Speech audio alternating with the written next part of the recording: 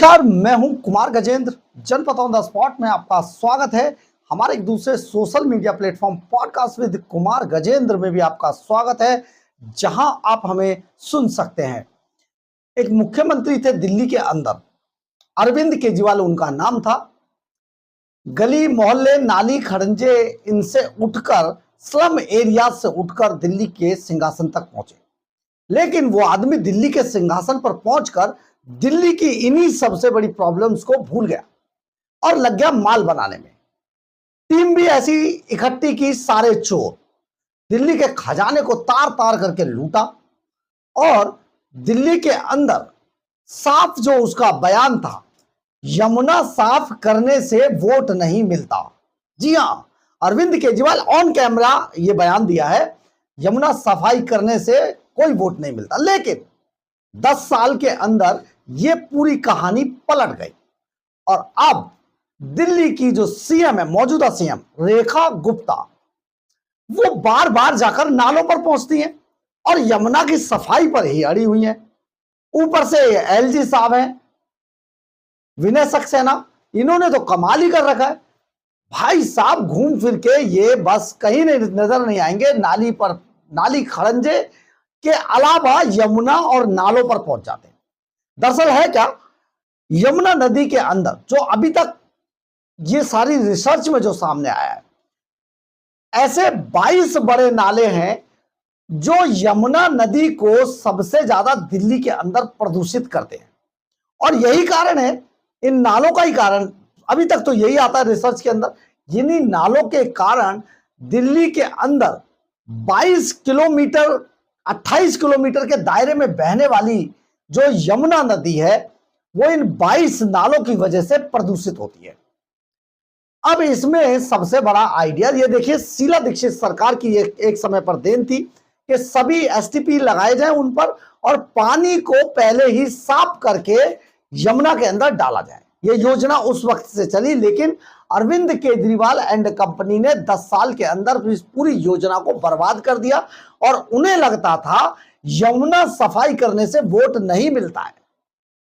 Vote तो free की रेवड़ी बांटने से मिलता है और फ्री की बातें करने से मिलता है। इसी कारण यमुना नदी को पिछले 10 साल के अंदर अरविंद केजरीवाल की राजनीति ने 1300 करोड़ रुपया खा गए अरविंद केजरीवाल, परंतु यमुना के साफ करने का कोई काम नहीं हुआ। लेकिन अब रेखा गुप्ता सरकार ने इसका बीड़ा उठाया है और साथ में एलजी उनको हेड करते हैं। एलजी वीके सक्सेना का ये ड्रीम प्रोजेक्ट है।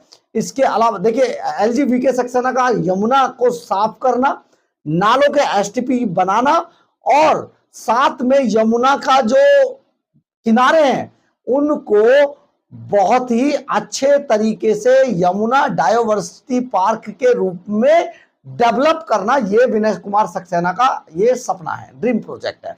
तो वो इसमें पूरी तरीके से लगे हुए हैं। हालांकि उन्होंने इस तरीके की इंस्ट्रक्शंस अरविंद केजरीवाल और आतिशी सरकार को भी दी थी, दोनों मुख्यमंत्रियों को कहा था, लेकिन दोनों के दोनों नकारा साबित हुए। दिल्ली की जनता ने उनको निकालकर बाहर फेंक दिया और अब यही जो दूसरी सरकार आई, यानी रेखा गुप्ता सरकार, अब वो यमुना पर तेजी से काम कर रही है। सैकड़ों बहुत नई मशीनें यमुना के अंदर उतार दी गई हैं। कहीं कहीं यमुना का पानी बिल्कुल नीला नजर आ रहा है, यानी कि बहुत खूबसूरती की तरफ यमुना बढ़ती हुई दिखाई दे रही है। फेरी के टेंडर डाल दिए गए हैं। वोट चलाने का पूरा प्लान दिल्ली सरकार ने बना लिया है, लेकिन रेखा गुप्ता ने कोई भी चीज अभी तक अधिकारियों के ऊपर नहीं छोड़ी। ये बहुत ही ऐसे अधिकारी हैं जिन्होंने बड़ी बड़ी सरकारों को डुबो दिया है। रेखा गुप्ता इस बात को जानती है कि इन अधिकारियों के सहारे नहीं रहा जा सकता, इसीलिए प्रवेश वर्मा को भी साथ में लगाया गया है और उनको कहा गया है कि आप हर दूसरे तीसरे दिन इनके पास इन जगहों पर आइए और इनको चेक कीजिए कि इन्होंने काम कितना किया। बारापुला नाला, इसके अलावा कुसक ड्रेन, वजीराबाद ड्रेन, सुनहरी ड्रेन, नजफगढ़ नाला, इन सब को जहां पर ये यमुना को टच करेंगे उससे पहले एसटीपी बनाकर इनको साफ किया जाएगा और इस काम को देखने के लिए बाकायदा उप मुख्यमंत्री प्रवेश वर्मा को इसकी जिम्मेदारी दी गई है। अब आप ये समझिए कि रेखा गुप्ता किसी भी वक्त इन ड्रेन पर पहुंच जाती हैं, अधिकारी हड़बड़ा जाते हैं, क्योंकि 10 साल तक जो अधिकारी टेंडर लेने के बाद और जो अधिकारी अपने काम से जी चुराते हुए मौज काट रहे थे सिर्फ अरविंद केजरीवाल को पैसा देकर, यानी कि जो पैसा खर्च हुआ ही नहीं, जिस पर काम हुआ ही नहीं, उस पर भी इन्हीं अधिकारियों के सिग्नेचर होते थे और सारा पैसा अरविंद केजरीवाल की जेब में आ जाता था, जिसे वो सत्येंद्र जैन के जरिए कोलकाता भेजकर ब्लैक मनी को व्हाइट में तब्दील करा लेते थे। ये पूरा एक नेक्सस था। आपको याद है कि सत्येंद्र जैन हवाला के मामले में तिहाड़ जेल के अंदर बंद थे, उन पर मुकदमा चल रहा है और उन्होंने ऐसी 56 कंपनियां दिल्ली से बाहर कोलकाता के अंदर खोल रखी थी जो सिस्टर कंसर्न थी, और इन्हीं के जरिए हवाला से पैसा कोलकाता भेजा जाता था और कोलकाता में उस ब्लैक मनी को व्हाइट करके वापस अरविंद केजरीवाल को भेज दिया जाता था। ये काम सत्येंद्र जैन कर रहे थे। अब ये सारा काम जो ठप हो गया, इन अधिकारियों की नाक में नकेल डाल दी गई है। एक बार जरा देखिए रेखा गुप्ता और प्रवेश वर्मा का एलजी वीके सक्सेना के साथ अचानक वजीराबाद के इस नाले पर पहुंचकर विवाद कर देना और सबको कड़ी फटकार लगा देना।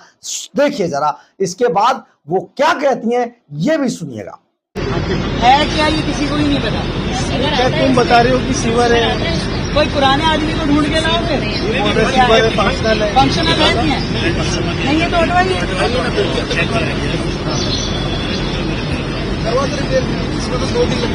फिर वही वाली बात, पहले ये बताओ फंक्शनल है या नहीं है? सीवर आता है या नहीं आता? रिपेयर तो क्यों रिपेयर करना है? जो भी है अब आप कहेंगे रिपेयर, तो ये अपनी मिनट में लिख लेंगे रिपेयर, जब चाहे इसके नीचे कुछ भी ना हो ऑब्जेक्शन रह जाएगा ना। आप ये फंक्शनल किसी काम का है नहीं है ये तय कीजिए, और किसी काम का नहीं है तो हटवाइए, और काम का है तो इसको फिर साइड में करवाइए। ये बीचों बीच क्यों रहेगा? ये सब चीज बताने लाता है। डिस्कस किया था, आपने बताया था जो इंटरसेक्शन पॉइंट पीछे भी साफ करके रखेंगे नहीं, वो सर इस मेहनत का कोई फायदा नहीं है अगर पीछे के सामने हो और इन पे काम नहीं हो रहा तो क्या फायदा? उन पे अभी टेंडरिंग नहीं हो रही है। बारामूला डीसी में इसी में अलग अलग नाले आ रहे हैं। ये फाइनल पॉइंट है। एमसीडी के पॉइंट से क्या काम चलेगा आज की डेट में, ये बताइए। शुरू हो गई। थोड़ा पहले तक रेलवे ब्रिज में 1 मिनट के बीच में से पानी निकल रहा है। यहाँ रुका हुआ है वो खुल सकता है, इधर वाला एक ब्रिज खुला हुआ है, ये दूसरे वाला वो अभी खुला है मैम। सुपर से मशीन लगी हुई है, देखिए कि बॉकेट मशीन। आप काम कर रहे हैं, ठीक काम कर रहे हैं, परंतु जो ये टाइम है ना, ये पिछली बार जब एलजी महोदय आए तब ये बात हुई थी कि ये तो थोड़ा और स्पीड में करना पड़ेगा। हमारी डेडलाइंस जो है वो मीट होने पे आ गई। ये नीचे क्यों नहीं साफ करते? ये दूसरी मशीन से करवाएंगे। अब ये तो खड़ा हुआ है पानी ना, देखिए तो सही, ये ये करवाएंगे। बिल्कुल खड़ा हुआ है पानी। एक एमसीबीएस उतार देते हैं, उससे सारा ये लीक भी हो जाएगा। एक एमसीबीएस लगा देते हैं, इसको 2 दिन में नीचे भेजिए रूटीन में ना, यहाँ पे 2 दिन बाद फिर 4 दिन बाद फिर भेजिए। नहीं, मैं खुद रहता हूँ मैम, मैक्सिमम जगह सर हमेशा आते हैं मैडम। सर थोड़ा इसको मान लो मशीन बढ़ानी है, बढ़ाइए ना। जी मैडम। मशीन बढ़ाइए, मान लो एक मशीन से थोड़ी ना काम चलेगा, आप 2 लगाओ 4 लगाओ।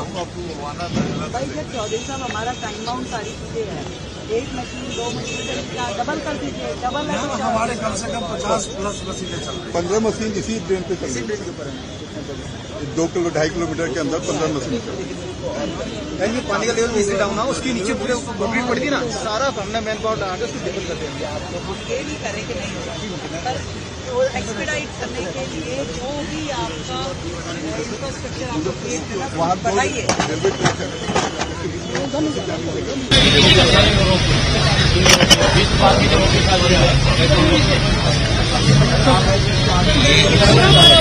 ये देखिए ये ओवरफ्लो यहाँ पे ऊपर है, करवा क्या देते हैं आपको? आपको इतना दिनों से हम नाला सफाई चिल्ला रहे हैं, आप लोगों को समझ में नहीं आ रही कि क्या है।